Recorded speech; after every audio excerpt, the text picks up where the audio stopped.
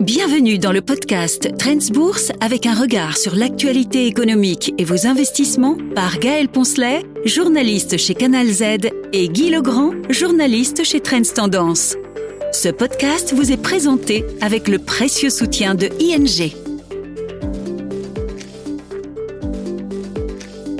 Bonjour à tous, ravi de vous retrouver dans ce nouveau numéro du podcast Trends Bourse. Bonjour Guy Legrand. Bonjour Gaël. Alors on a encore pas mal de choses à évoquer, il s'en est déjà passé des choses depuis qu'on ne s'est pas vu il y a 15 jours. Et évidemment, on va revenir sur les différentes décisions des banques centrales et cette divergence dans la politique monétaire qui a bien entendu des conséquences sur les marchés. On reviendra inévitablement sur l'apparition, le succès fulgurant de DeepSeek qui a effrayé le secteur technologique. Et puis, on reparlera du luxe. On en avait parlé il y a 15 jours avec ce petit sursaut. Est-ce que ce sursaut se confirme ou pas ? Eh bien, on l'évoquera en fin d'émission. Mais commençons donc avec, effectivement, la décision de la Fed, la décision de la BCE, deux décisions différentes. L'un fait une pause dans la baisse des taux, l'autre choisit de continuer à baisser les taux. Est-ce que cette divergence finalement se justifie ? Mais elle se justifie tout à fait, et c'est pour ça qu'on peut parler d'un non-événement, car les banques centrales ont fait ce qu'on attendait, et d'un événement d'un autre côté, parce que cette divergence, c'est vraiment à la mode, le thème à la mode parmi les économistes. Elle était déjà apparue l'an dernier, bien sûr, elle se confirme, et on pense qu'elle se confirmera encore davantage cette année-ci. Mais bon, une chose à la fois, elle se justifie, mais oui, il faut bien dire que la Banque centrale américaine n'avait pas vraiment de raison d'abaisser ses taux. Si Trump a dit oui, Jérôme, voilà. baisse tes taux. Absolument. Trump s'imagine qu'il peut tout décider. Jérôme aurait pu avoir peur. Oui, mais Jérôme est indépendant en théorie et en pratique, il l'est pas mal aussi. Il y a quand même une nomination qui a rassuré les marchés de la part de Trump. On peut quand même pas faire tout et n'importe quoi, contrairement à ce que pense ce cher Donald d'ailleurs. Et c'est vrai que la conjoncture américaine est extrêmement soutenue. Donc une baisse des taux, alors que l'inflation est promise à une hausse, j'y arrive. Donc une baisse des taux n'est pas nécessaire. Premier point, conjoncture soutenue, absolument. Le PIB a progressé de 2,8% l'an dernier aux États-Unis. C'est non seulement un très bon chiffre dans l'absolu, mais c'est le double de ce qu'on attendait il y a un an, de la part de l'année 2024. Donc tout va très bien. Deuxième point, tout le monde est bien d'accord là-dessus, la politique de Trump est inflationniste, à la fois par les droits de douane, et il vient de les mettre en œuvre. Pour le Mexique, le Canada et la Chine, oui, effectivement. La Chine, Mexique, et l'Europe, à l'heure où l'on parle, c'est pas encore précis, mais bon. Et alors, la deuxième chose, qui n'est pas négligeable, ce sont quand même ces expulsions de migrants illégaux, parce que beaucoup l'ont dit, c'est pas officiel, mais enfin officieusement c'est un secret de polichinelle, des millions de migrants qui sont occupés, qui travaillent au noir, et donc ce sont des travailleurs bon marché, et quand on les expulse, eh bien forcément ça va être remplacé par des travailleurs moins bon marché. C'est un facteur inflationniste par définition. L'Europe au contraire n'est quand même pas au mieux de sa forme. On l'a appris la semaine dernière, la croissance a finalement été de 0,7% seulement en 2024, suite à un quatrième trimestre tout à fait étal. L'Allemagne est en récession pour la deuxième année consécutive. Oui, en principe, l'Europe a un peu besoin de baisse des taux quand même. Alors vous l'avez dit, c'est vrai qu'on a vu cette divergence commencer en 2024. Elle va, je suppose, se poursuivre en 2025. Mais c'est ce qui est largement attendu en fait. On continue à croire à deux baisses de taux cette année-ci aux États-Unis. Enfin, à tout le monde. Certains commencent à douter. J'entendais la semaine dernière dire que on n'y croyait peut-être pas avant le mois de septembre. Par contre, tout le monde croit quand même à 4 baisses des taux cette année en Europe, donc de la part de la BCE, et peut-être même plus que 0,25, parce que certains, on est à 2,75 maintenant, certains arrivent à la fin de l'année à 1,75, voire 1,50. Ça, c'est ou bien plus que 4 baisses des taux, ou bien des baisses des taux de 0,50, donc, et pas 0,25. Alors, ça a une conséquence assez importante, c'est que, évidemment, le dollar ne peut que grimper comme il le fait d'ailleurs depuis quelque temps déjà face à l'euro. Faut-il le regretter ? C'est peut-être un peu dommage pour son amour-propre, mais là, il faut être quand même très efficace, comme Trump veut l'être. Un devise qui baisse, ça n'est pas mauvais. Et à plusieurs points de vue, c'est bon pour l'exportation.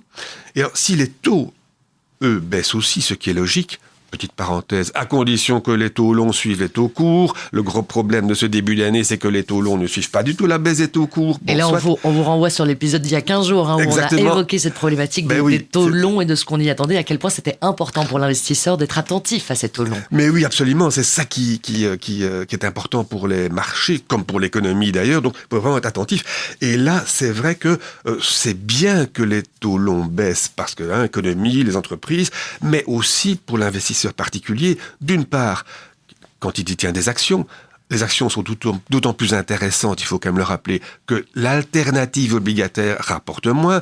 Et deuxième chose, si le dollar monte face à l'euro, comme en Europe, on a une majorité d'actions américaines dans la plupart des portefeuilles, la plupart des fonds, on y gagne d'autant plus quand la bourse américaine grimpe. Donc on va pas se plaindre que la conjoncture soit faible en Europe, mais on va surtout pas se plaindre que les taux baissent en Europe. Alors, le deuxième point qu'il faut donc qu'on aborde, gros événement, il y a presque 15 jours déjà maintenant, c'est ce succès fulgurant de DeepSeek. Alors, DeepSeek, il sort son logiciel juste au moment de l'investiture de Donald Trump. Ça fait que, grosso modo, personne ne le voit passer. Mais le week-end suivant, énorme succès, les gens commencent à télécharger en masse. Il devient la première application téléchargée sur Apple. Et là, c'est évidemment le crash, en tout cas, le secteur de la technologie et certainement américaine se prend une baffe monumentale. Ils n'avaient pas vu venir, ça. Énorme, pas du tout. Mais en fait, c'est ce qu'on appelle un signe noir. Maintenant, l'expression est devenue à la mode depuis un célèbre livre, il y a quelques années déjà. Un signe noir, effectivement, personne ne l'avait vu venir. Maintenant, en théorie, d'après ce qu'ils ont dit chez DeepSeek, c'est une application donc très fortement téléchargée, vous l'avez dit, développée pour 5,6 millions de dollars. On pensait qu'il en fallait des milliards et encore des milliards. Ce qui était dépensé aux États-Unis, des milliards. Mais oui, c'est ce qu'on dit. En tout cas, on ne sait pas. On ne connaît pas les comptes dans l'absolu, mais enfin, apparemment, c'est des milliards quand même. C'est ce qu'ils annoncent, en tout cas. C'est ce qu'ils annoncent. Avoir eu besoin de 5,6 millions pour pouvoir développer cette application. On y croit pas. Mais dans un temps relativement court. En très peu de temps, effectivement. Et alors surtout, ce serait très bon marché à utiliser, parce que plusieurs études sont sorties récemment qui démontrent que l'intelligence artificielle, et le patron de ChatGPT l'a reconnu lui-même, travaille très bien, très vite, mais que ça coûte un pont, mine de rien. Quelqu'un a sorti d'ailleurs une comparaison en disant, on a fait des tests, une étude a été faite, l'intelligence artificielle a travaillé fabuleusement, mais ça a coûté $1,000. Le même travail fait par un petit employé aurait coûté $5. On se dit, là, il y a quand même un petit souci. C'est pas comparable tout à fait, mais ça en dit long. Donc, dans un premier temps, effondrement de certaines valeurs technologiques, suite à ce signe noir. Nvidia en tête. Nvidia, évidemment, moins 16,8%. Le chiffre magique, si je puis dire, 589, c'est le nombre de milliards envolés, évaporés, la plus grosse gamelle jamais observée à Wall Street. Et là, il faut quand même ajouter effondrement aussi, un peu supérieur encore, plus de 17% de Broadcom. Broadcom est beaucoup moins connu du grand public. C'est également une très grosse... Ils venaient de faire parler d'eux parce que justement, ils avaient monté leur capitalisation et ils entraient dans ce qu'on appelait maintenant les 8 magnifiques. Mais oui, beaucoup l'avaient qualifié comme le 8e magnifique potentiel, sinon déjà officiellement. C'est une entreprise aussi active dans les semi-conducteurs et les logiciels qui vont autour. Donc, effondrement. Et alors, il faudrait quand même ajouter une chose. On se souvient de la signature de certains accords entre des géants de l'informatique et des fournisseurs d'énergie. Microsoft avec Constellation, qui va remettre en route 3 Mile Island, Constellation a baissé de 20%. Vraiment, encore plus fort que le crash des valeurs technologiques. Donc c'est vrai que c'est un coup de tonnerre invraisemblable. C'est vraiment, voilà ce que peut provoquer un signe noir. Maintenant, ceci étant, il faut quand même relativiser les choses. On a Nvidia qui prend une gamelle et qui retourne derrière Microsoft et Apple en termes de capitalisation, perd sa première place. Il y a donc des entreprises qui, l'air de rien, ont réussi à sortir sortir leur épingle du jeu. Et on pointera d'ailleurs en Europe ASML, qui finalement s'est exprimé d'ailleurs sur la sortie de DeepSeek en disant mais c'est une excellente nouvelle. On va pouvoir utiliser beaucoup plus l'IA et donc avoir beaucoup plus d'activités. Absolument. Et c'est pour ça que déjà d'ailleurs, le jour même, il y a quand même plusieurs entreprises qui ont largement tiré leur épingle du jeu. Et ce sont des entreprises qui ne produisent pas les semi-conducteurs, mais qui utilisent l'intelligence artificielle. D'ailleurs, globalement, Nasdaq, moins 3%. Bon, d'accord, Nasdaq dans le rouge. Enfin, c'est pas la cata du tout. Le S&P 500, l'indice global de New York, moins 1,5. Bon, on a déjà vu ça. Alors, comment est-il possible qu'ils aient limité les dégâts à ce point? Parmi les 7 magnifiques, Meta, plus 2% ce jour-là, Apple, plus 3%. Relevons aussi Salesforce, c'est pas un des 7 magnifiques, mais très grosse boîte de services aux entreprises, gros utilisateurs de l'IA, on l'avait déjà, les marchés l'ont déjà signalé, Salesforce, plus 4%. Comme vous l'avez dit, si c'est bon marché, on va l'utiliser davantage. ASML, qui, il faut bien le dire, a affiché à l'époque aussi un excellent résultat, un carnet de commandes double de ce qui était attendu, on dit, pour nous, pas de problème, si on l'utilise davantage, on va vendre davantage de puces, et le cours a bondi de 10%. D'ailleurs, un petit chiffre quand même pour fixer les idées de manière plus globale, ce jour-là, toujours, lors du crash de Nvidia, sur les 500 valeurs du S&P 500, 361 étaient en hausse, ce qui est très supérieur à la moyenne. Donc visiblement, en fait, c'était une bonne journée boursière, en dehors naturellement des quelques grosses victimes de ce jour-là. Et d'ailleurs, en Europe, alors on a carrément crié « Hurrah !» parce qu'on s'imagine qu'on est tout à fait hors course. S'il faut 10 milliards pour développer une IA, on les a pas. S'il faut 5 ou 6 millions, là, franchement, on les a. Ça devient accessible. Donc, nous allons pouvoir nous rattraper. Reste à voir, évidemment, est-ce que c'est pas trop beau pour être vrai? Il y a quand même beaucoup d'entreprises qui pointent peut-être des mensonges ou des lacunes. Oui. Je pense que DeepSeek va quand même encore devoir faire ses preuves et confirmer ne pas avoir coûté si cher, avoir mis si peu de temps et consommer si peu d'énergie, en fait. Oui, tout le monde n'y croit pas, il faut bien le reconnaître. Alors passons donc à ce secteur du luxe qu'on avait évoqué il y a 15 jours parce que rebond grâce à Richemont entre autres. Est-ce qu'on peut dire aujourd'hui, 15 jours plus tard, que ce rebond se confirme? On a vu les résultats entre autres de LVMH. Est-ce que du coup 2025 sera le retour du luxe? On le pensait, mais c'est vrai que LVMH a un petit peu refroidi l'atmosphère. Il faut quand même rappeler que ce secteur avait déjà pas mal progressé pour plusieurs raisons. En début d'année, on se dit, tiens, il a beaucoup baissé, ils ont connu des problèmes en Chine, ça redevient peut-être un cours intéressant. Donc, une hausse quand même de l'ordre de 5% la première semaine du mois de janvier. La deuxième semaine, Richemont. Le Suisse Richemont, enfin Suisse, sud-africain en réalité, au niveau de l'actionnariat, on en a parlé il y a 15 jours. On craignait un chiffre d'affaires moins 1%, c'est plus 10. Très bonne nouvelle. LVMH et Kering montent par sympathie de 6-7%.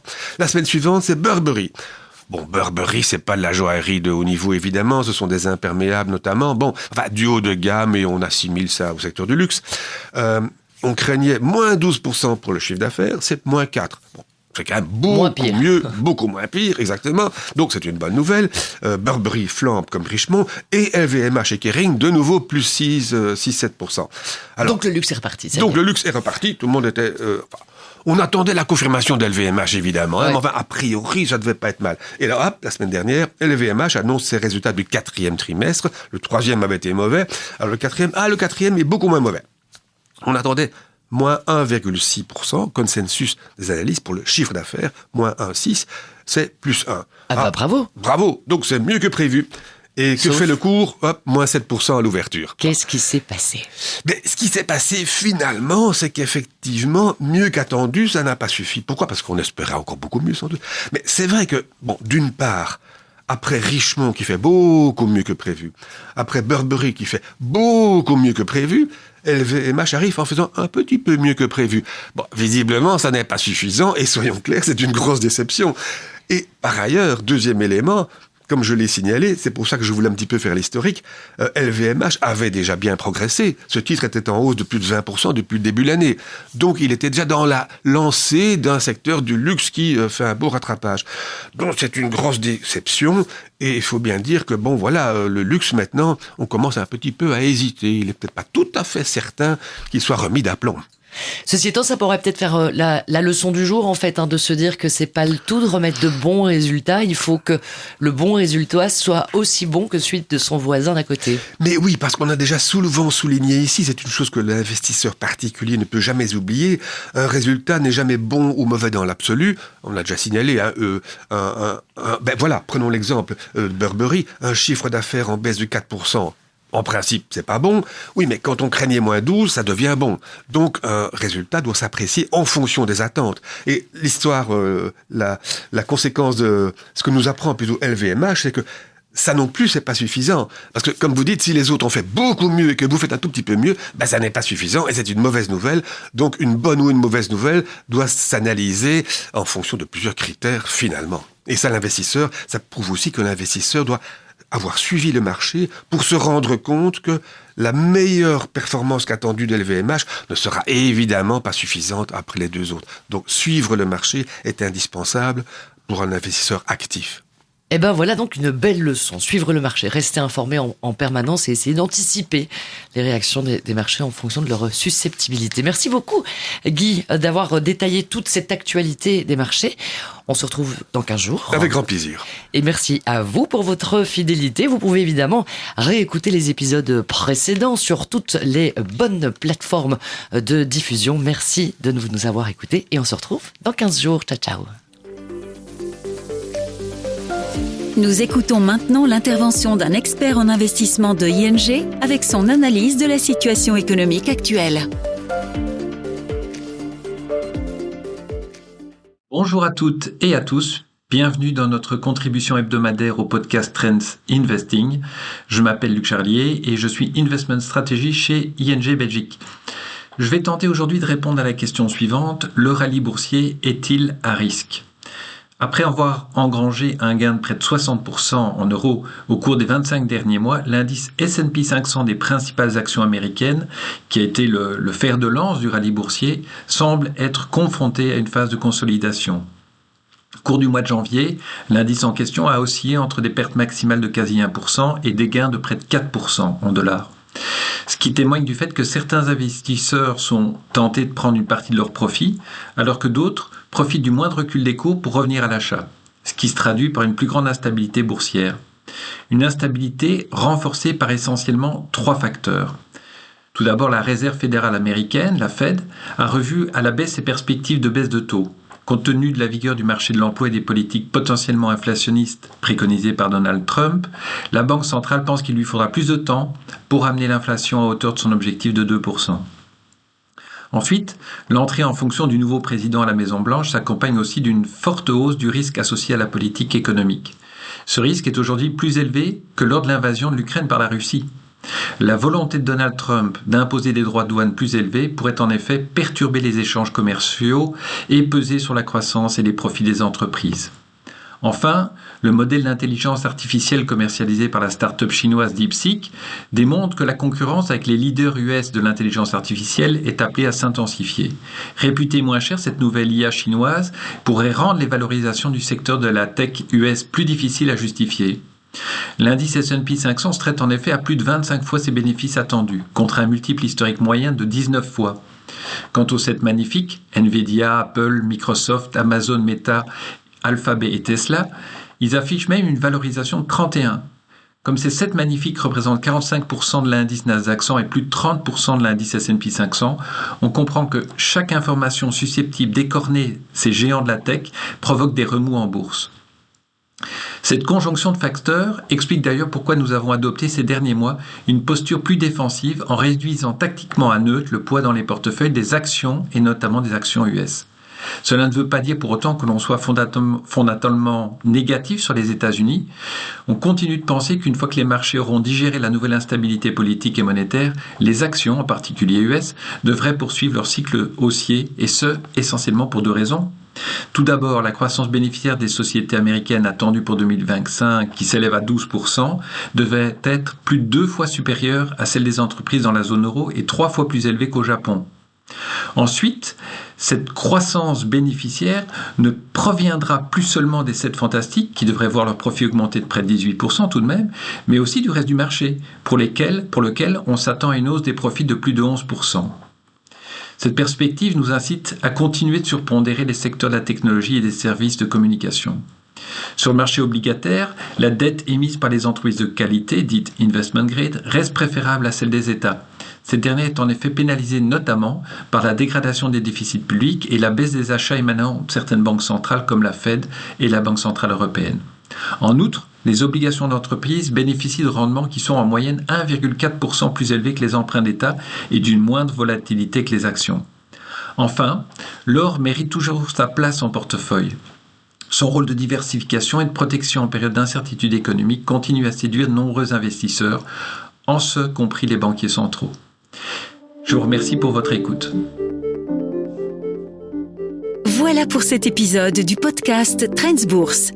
Vous trouverez plus d'astuces, de conseils et d'analyses pour vos investissements chaque semaine dans Trends Tendance. Ce podcast vous est présenté avec le précieux soutien de ING.